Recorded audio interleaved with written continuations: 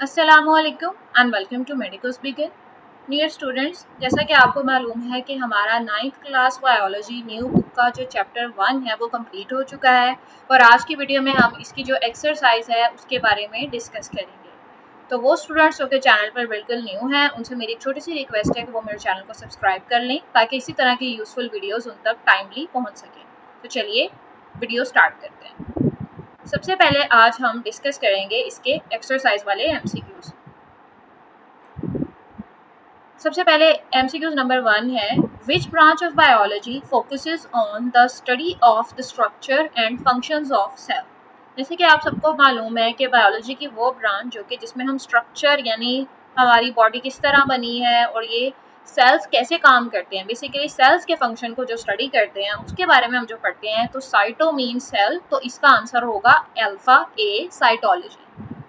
Next MCQs is the study of the processes of hereditary and variation in living organisms is known as। अब वो यहाँ हमसे पूछ रहे हैं कि वो कौन सा प्रोसेस है जो कि हेरिडिटरी और वेरिएशन, हेरिडिटरी कहते हैं यानी विरासत का काम करता है हमारे अंदर, और वेरिएशन चेंजेस लेके आता है लिविंग ऑर्गेनिजम्स।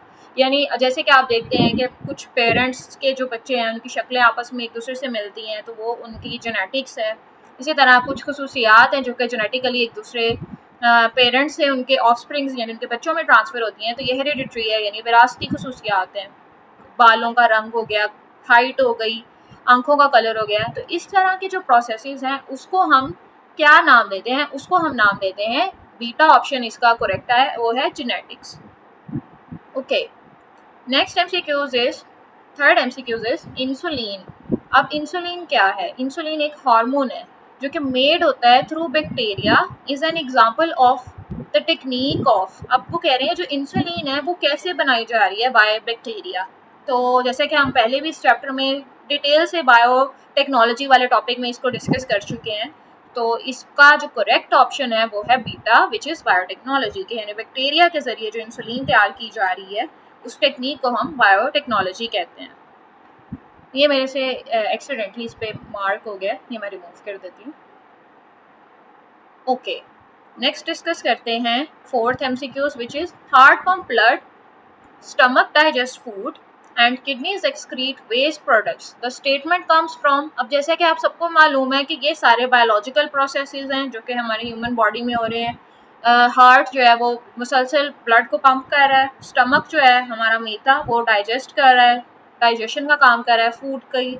इसके अलावा जो किडनीज हैं, गुर्दे, वो एक्सक्रीट कर रहे हैं यानी निकाल रहे हैं वेस्ट को थ्रू यूरिन। तो ये स्टेटमेंट हमें क्या चीज़ बताती है? जैसे कि हमें पता है कि जो जितनी भी बायोलॉजी में बॉडी के जो फंक्शन है, स्पेशली जो बायोलॉजिकल प्रोसेसेस जैसे कि डाइजेशन, एक्सक्रीशन ऑफ वेस्ट और हार्ट का ब्लड पंप करना है, हम पहले भी पढ़ चुके हैं। तो ये चीज़ किससे आ रही है? फिजियोलॉजी से। तो इसका करेक्ट आंसर है alpha, physiology. Next is, which branch of biology involves the study of classification of organisms. अब जैसे हमने इस पूरे चैप्टर में हमने ये चीज़ क्लासिफिकेशन वाले टॉपिक में पढ़ा था कि ह्यूमंस हैं, एनिमल्स हैं, इनको डिफरेंट क्लासेस में डिवाइड किया गया है on the basis of their groups. तो इस चीज़ को हम किस में स्टडी करेंगे? इसका आंसर है अल्फा, टेक्सोनमी, यानी ह्यूमंस को एज अ ह्यूमन होम्योसेपियंस क्लासीफाई किया जाता है। इसके अलावा हमारे पास मैमल्स हैं, बर्ड्स हैं, डिफरेंट क्लासेस आ जाती हैं ऑर्गेनिजम्स की। तो ये चीज़ हम टेक्सोनमी में स्टडी करते हैं। Third sixth MCQs is, which steps comes between making hypothesis and doing experiments. तो अब वो यहाँ पे हमसे ये पूछ रहे हैं कि जब हाइपोथेसिस बनाया जाता है और एक्सपेरिमेंट्स किए जाते हैं तो इन दोनों स्टेप्स से पहले कौन सा स्टेप किया जाता है? तो that step is making deductions, which is alpha. ये इसका करेक्ट ऑप्शन है। हमने बायोलॉजिकल स्टेप्स वाले चैप्टर के अंदर जो टॉपिक था उसके अंदर हमने डिटेल से पढ़ा था, तो वो स्टूडेंट्स जिन्होंने नहीं वो वीडियो देखी वो देख सकते हैं। Next is seventh MCQs, which is, which of the following is not a characteristic of a scientific method.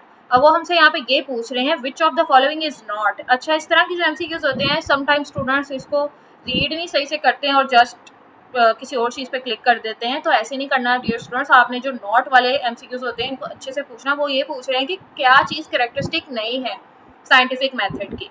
It relies on evidence, it involves formulating hypothesis, it requires a rigorous testing. अब ये सारे तो correct steps हैं. Hypothesis will always be correct. ये C Charlie जो है इसका correct option है, क्योंकि hypothesis जो हमने पढ़ा है वो कभी भी correct नहीं हो सकता, वो if and then की स्टेटमेंट पे रिलाई करता है. अगर तो रिजल्ट्स ट्रू होंगे तभी hypothesis जो है वो correct हो सकता है, अदरवाइज hypothesis को reject भी किया जा सकता है. 8th MCQs is choose the correct sequence of steps of scientific method. अब आपसे वो पूछ रहे हैं कि correct sequence क्या है, कि मतलब step by step बताएं. तो अल्फा जो है वो इसका correct order है. सबसे पहले observations होती हैं, उसके बाद एक hypothesis formulation होती है, उनकी बेस पे डिडक्शंस किए जाते हैं, एंड देन लास्ट स्टेप जो हमारा एक्सपेरिमेंट्स एंड रिजल्ट्स का सेक्शन होता है वो हमारा कंप्लीट हो जाता है. तो इसका जो करेक्ट ऑप्शन है वो है alpha. Next MCQs is people who slept near smoky fire and had less chance to suffer from malaria. Why? अब वो यहाँ पे ये कह रहे हैं कि जो हमने इस टॉपिक को भी हमने अच्छे से डिटेल में पढ़ा था कि जो लोग स्मोकी फायर के पास सो रहे हैं उनको क्यों होते हैं लेस चांसेस कि वो मलेरिया नहीं होता. तो इसका करेक्ट ऑप्शन है सी, कि mosquitoes can not tolerate smoke and are repelled. कि मॉस्किटोज यानी मच्छर जो है वो स्मोक को बर्दाश्त नहीं कर सकते, और रिपेल का मतलब होता है वो दूर भाग जाते हैं, यानी उस इंसान जो कि आग के पास सोया हुआ है उससे वो दूर भाग जाते हैं और उसको काटते नहीं है. तो इस तरह जो वो लोग जो स्मोकी एरिया में स्मोकी फायर के पास सोते थे उनको लेस चांसेस होते थे कि वो मलेरिया से सफ़र करें. Last MCQs is experiments are very important in scientific method because our researcher. इसका करेक्ट ऑप्शन है B, disproves many hypotheses and gets some hypothesis proof. Always get correct result ऐसा तो हो नहीं सकता, क्योंकि करेक्ट जो रिजल्ट है ये डिपेंड करता है कि आप जो एक्सपेरिमेंट करें वो कैसा है. एक्सपेरिमेंट के रिजल्ट करेक्ट भी हो सकते हैं और फॉल्स भी हो सकते हैं. तो करेक्ट फर्स्ट ऑप्शन तो कभी भी करेक्ट नहीं है. Is sure that he will prove the hypothesis, उसको श्योरिटी भी नहीं होती क्योंकि वो एक्सपेरिमेंट जो है एक्सपेरिमेंट से ही रिजल्ट फाइनलाइज हो सकता है. Get a chance to work in the laboratory, obviously ये तो किया जा ही सकता है क्योंकि चांस तो हो ही सकता है उसके पास कि वो लेबॉर्ट्री में काम करे. तो ये भी नहीं सही. तो करेक्ट ऑप्शन इसमें यही बनता है कि disapproves many hypothesis and get some hypothesis proved. ये बात हमने पहले भी डिस्कस कर चुके हैं जब हमने ये टॉपिक पढ़ा था कि हाइपोथेसिस फार्मूलेशन एक इम्पॉर्टेंट स्टेप है जिसमें जो हाइपोथेसिस है उसको अप्रूव भी किया जा सकता है और उसको डिसअप्रूव भी किया जा सकता है. तो इसका करेक्ट ऑप्शन बनता है बी. यहाँ पे डियर स्टूडेंट्स MCQs वाला सेक्शन हो जाता है ख़त्म, और इसके जो शॉर्ट आंसर्स और लॉन्ग क्वेश्चंस वाला जो एरिया है ये हम नेक्स्ट वीडियो में कवर करेंगे. और इसके अलावा अगर आपके और कोई क्वेश्चंस हैं या आपको किसी और टॉपिक पे वीडियो चाहिए तो काइंडली कमेंट सेक्शन में बताएं. I will try my best कि मैं उस पर भी वीडियो बना दूँ. तो चलिए मिलते हैं नेक्स्ट वीडियो में. रखिएगा तब तक अपना बहुत सारा ख्याल. अल्लाह हाफिज़.